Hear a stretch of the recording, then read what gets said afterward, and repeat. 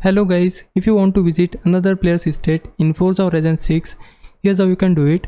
So basically, you can visit another player's estate like this house right here, but before you can enter someone else's garage or estate, you first need to join a convoy. Once you're in a convoy, you should then be able to access the convoy leader's estate. In my case, my friend already loaded a custom community estate layout, so now I can go ahead and either drive there manually or simply fast travel directly to it. So I'm just going to fast travel over there now, and once we load in, you can see that I'm inside his estate layout with all of his custom designs changes applied. And there we go, this is what the estate currently looks like. Also, the owner does not actually need to stand inside the estate the whole time. They can basically be anywhere on the map as long as their visitor permissions are set to open. Now let me quickly leave the convoy so you can see what happens. There we go, as soon as I leave the convoy, the game instantly moves me outside of the estate automatically.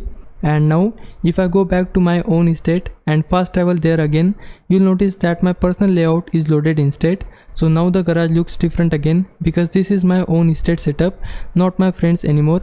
And that's pretty much how you can visit another player's estate. Leave a like and subscribe my channel. For now, thanks for watching.